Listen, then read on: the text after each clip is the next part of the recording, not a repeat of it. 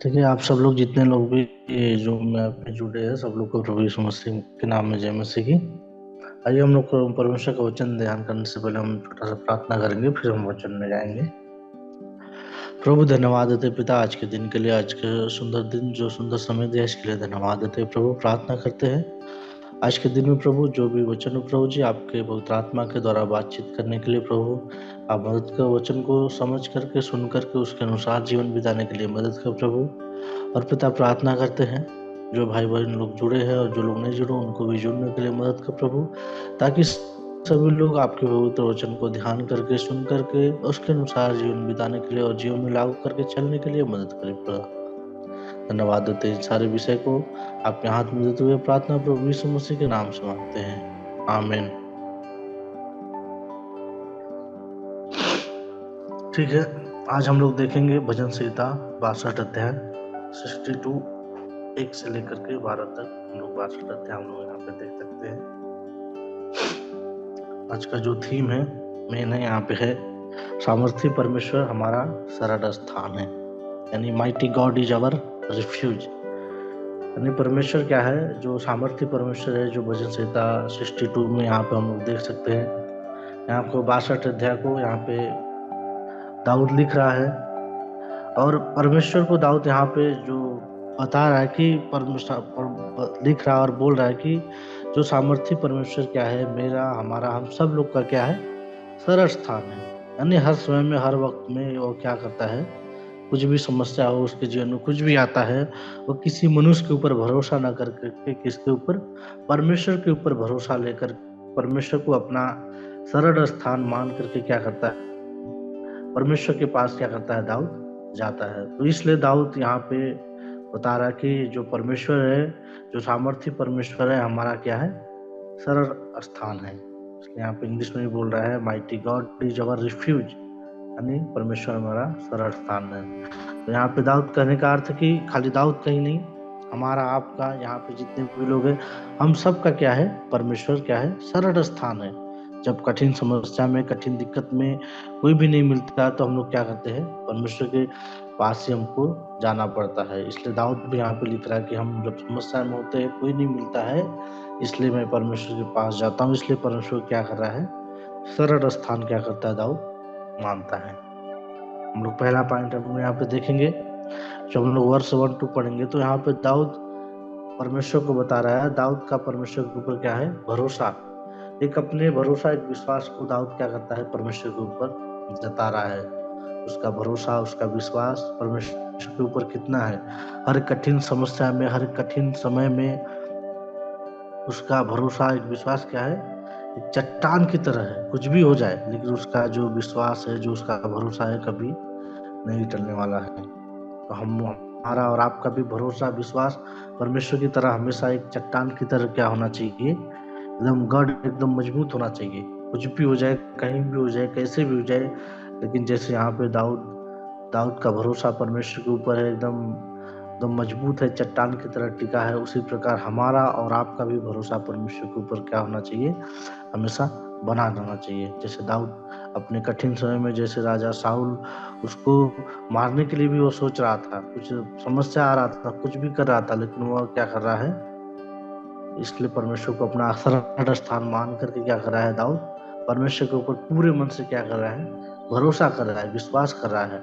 हर एक समस्या में, हर एक क्षण में क्या कर रहा है कि परमेश्वर ही मेरा क्या करेगा, संभाल रखेगा, सहायता करेगा। इन सारी बातों को क्या कर रहा है, भरोसा, विश्वास यहाँ पे दाऊद क्या कर रहे हैं, परमेश्वर के ऊपर कर रहा है। तो उसी प्रकार हमारा और आपका भी, हमारे जीवन में कुछ भी समस्या हो, कुछ भी कैसे हो जाता है, तो हमारा और आपका भी एक भरोसा है परमेश्वर के ऊपर हमेशा होना है, जैसे दाऊद का भरोसा, विश्वास परमेश्वर के ऊपर हो रहा है।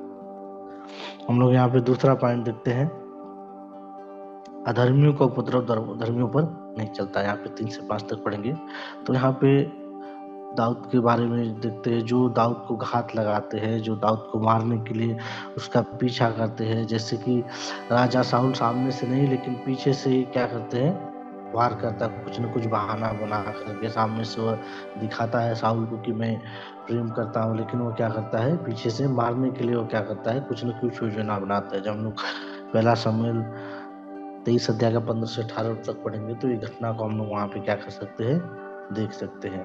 तो यहाँ पे हमारे या आपके जीवन में कुछ भी, जैसे वचन यहाँ पे जैसे बता रहा है कि अधर्मियों का उपद्रव धर्मियों पर नहीं होता। अगर हमारा जीवन, आपका जीवन एक धार्मिकता के समान अगर सही जीवन बिताएंगे तो अधर्मी लोग कितने भी हमारे विरुद्ध में कुछ भी गड्ढा खोदेंगे, कुछ भी दिक्कत करेंगे, हमारे ऊपर कुछ भी हानि होने वाला नहीं, हमारे ऊपर कुछ भी नहीं हो सकता।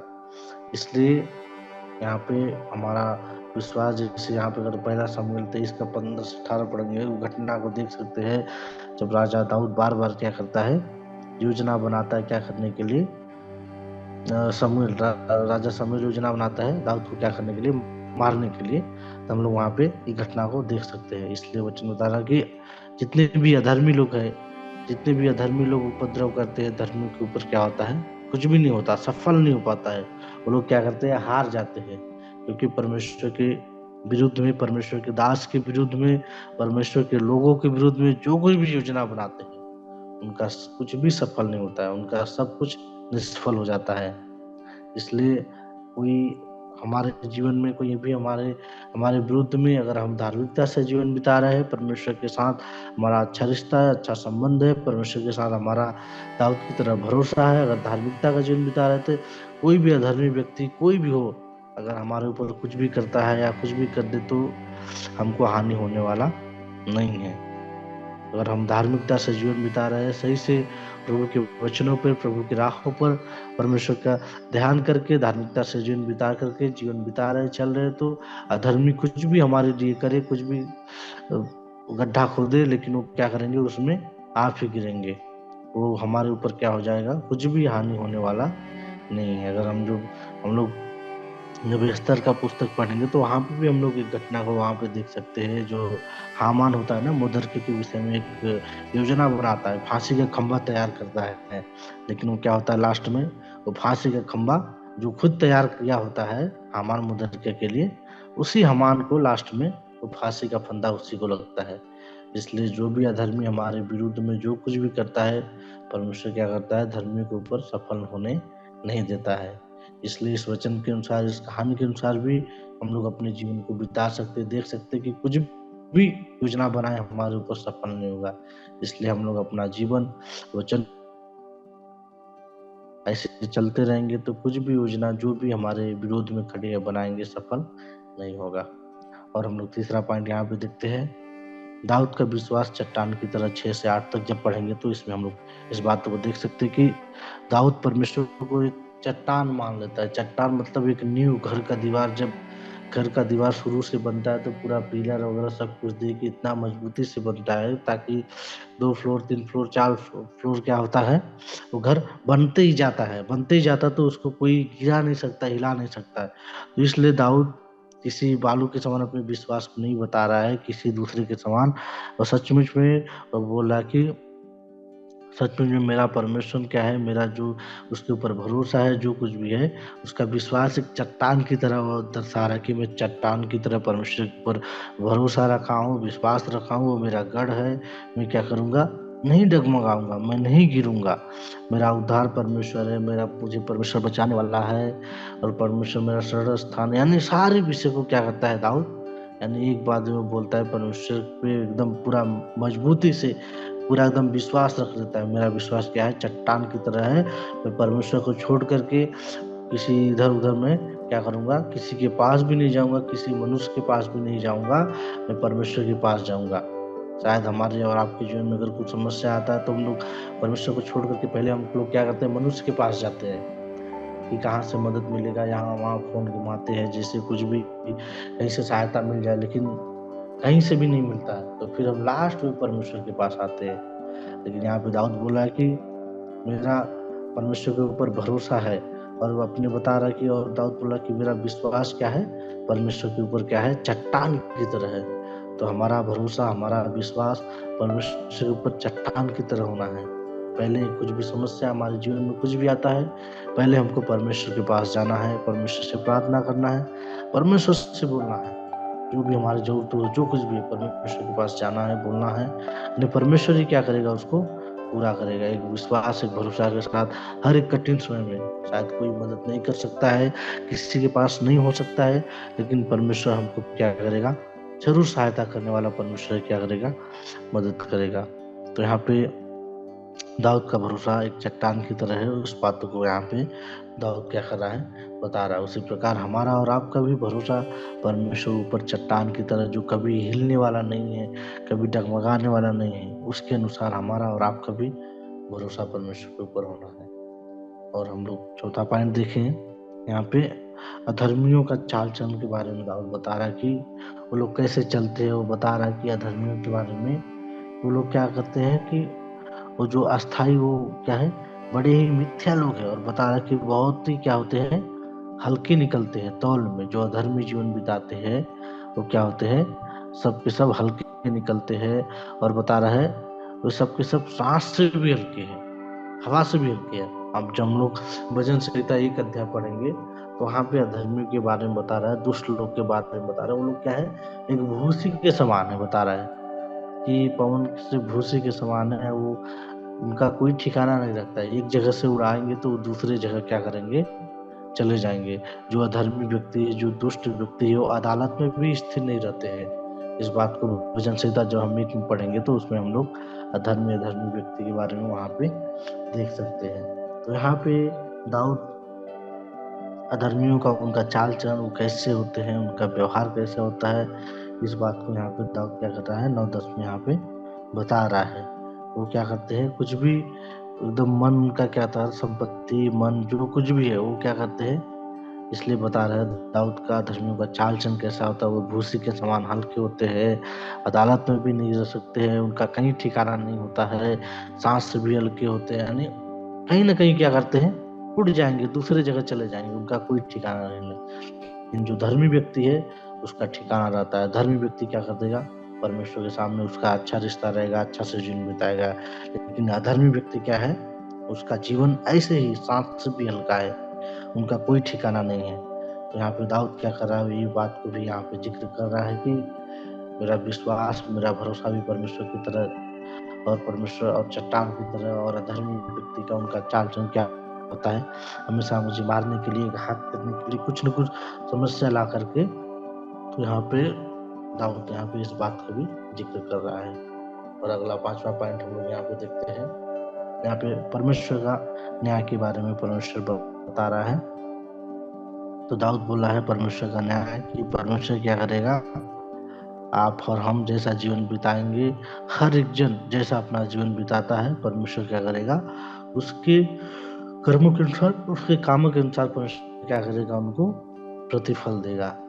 तो परमेश्वर क्या करता है, सबका जजमेंट करेगा, सबका न्याय करेगा। जो अधर्मी व्यक्ति है, जो धर्मी व्यक्ति है, जो दाऊद के ऊपर जो घात लगा के बैठे हैं, जो दाऊद को पीछा करते हैं मारने के लिए, जो दाऊद को समस्या में लाते हैं, जो दाऊद के ऊपर कुछ न कुछ योजना बनाते हैं, यानी इन सब बातों के विषय में यहाँ पे दाऊद बोल रहा है कि परमेश्वर क्या करेगा, न्याय करेगा। तो परमेश्वर हमारा और आपका सबका न्याय करेगा। हम लोग संसार में जितने दिन हैं, कैसे जीवन बिता रहे हैं, संसार में कैसे रह रहे हैं, इन सारे विषयों के बारे में परमेश्वर क्या करेगा, हमारा न्याय करेगा। इसलिए हम दाऊद की तरह एक विश्वास से, एक दाऊद की तरह जैसे परमेश्वर के ऊपर भरोसा रख के वो जीवन बिता रहा है, उसके अनुसार जीवन बिताए। और जो अधर्मियों का उपद्रव क्या करता है, धर्मियों पर दूसरा पॉइंट में नहीं होता है। इसलिए हम लोग देखें यहाँ पे, तो जो कोई भी, अगर हम लोग धार्मिकता से जीवन बिता रहे हैं परमेश्वर के वचनों में, परमेश्वर के अनुग्रह में, तो कोई भी अधर्मी व्यक्ति या कोई भी हमारे ऊपर, कुछ भी उनका योजना, उनका काम हमारे ऊपर सफल नहीं होने वाला है। और दाऊद का विश्वास 3 में वो बता रहा है, मेरा विश्वास एक चट्टान की तरह है। तो हमारा भी विश्वास परमेश्वर के ऊपर चट्टान की तरह होना चाहिए। और अधर्मियों का चाल चलन के बारे में दाऊद यहाँ पे बात कर रहा है, उनका चाल चलन, उनका व्यवहार कैसे रहता है, इस बात को यहाँ पे दाऊद जिक्र कर रहा है। और लास्ट में परमेश्वर का न्याय के बारे में, परमेश्वर हमारा और आपका, सभी लोग जितने हैं, परमेश्वर क्या करेगा, न्याय करेगा। हम लोग इस पूरे वचन में हम लोग यही सीखते हैं कि मदद, सहायता केवल परमेश्वर से ही मिल सकती है, न कि किसी मनुष्य से, न कि किसी भी व्यक्ति से, चाहे हमारे घर परिवार के कोई भी हो। कठिन समय में कभी कभी ऐसा समय आ जाता है, सब लोग हाथ खड़ा कर देते, नहीं हो पाता है। लेकिन इस विषय में इस वचन में, भजन संहिता 62 अध्याय में यहाँ पे दाऊद पूरी बातों को एक बात में बोलता है, यानी पूरा वचन के अनुसार यही निष्कर्ष निकलता है कि इसमें हम लोग यही सीखते कि मदद, सहायता केवल परमेश्वर से ही मिल सकता है। तो हमारा भरोसा, हमारा विश्वास परमेश्वर के ऊपर क्या करना चाहिए, हमेशा बना रहना चाहिए। कोई भी व्यक्ति हमारे पास मदद नहीं कर सकता है, इसलिए हमको कुछ भी समस्या हो, पहले हमारा विश्वास के साथ, भरोसा के साथ परमेश्वर से मदद मांगे।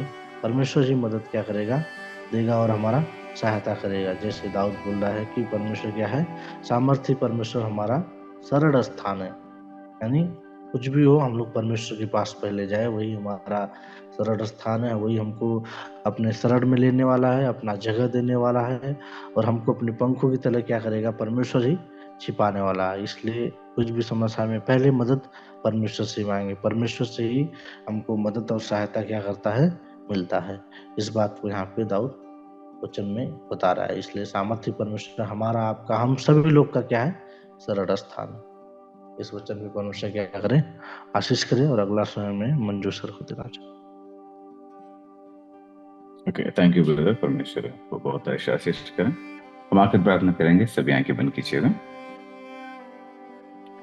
स्वर्ग विराजमान परमेश्वर, आप धन्यवाद इस पवित्र समय के लिए। सच में परमेश्वर आप हमारे शरण स्थान हैं और हमारा बल, हमारा गढ़, हमारा पूरे भरोसा परमेश्वर आप पर हम रखते हैं। हमारा जीवन को और भी बहुत ऐसे आशीष कीजिएगा, और भी प्रभु परमेश्वर आपने किए हुए भलाइयों को याद करते हुए तेरे धन्यवाद के साथ प्रभु और भी ज्यादा से ज्यादा लोग इस आराधना में जुड़े, और वो लोग भी हर दिन वचन को ध्यान करते हुए तेरे नाम की महिमा करने के लिए मदद करना। आज के दिन को आप हमारे जीवन में आशीषदायक बनाकर दिए, इसलिए धन्यवाद। यहाँ पर जितने लोग जुड़े हैं उनके पारिवारिक, उनके सेवा के जीवन और उनके व्यक्तिगत जीवन के लिए प्रार्थना करता हूँ। सबको परमेश्वर आप और भी आगे बढ़ाइएगा, उनको आशीष करें। सारी प्रार्थना यीशु मसीह के पवित्र मीठे नाम से विनती करते हैं पिता परमेश्वर, आमीन। सब लोग मिलकर कहेंगे, हे मेरे मन यहोवा को धन्य कह, और में है वह उसके पवित्र नाम को धन्य कहें। हे मेरे मन यहोवा को धन्य कह, और उसके किसी उपकार को ना भूलना। आमीन।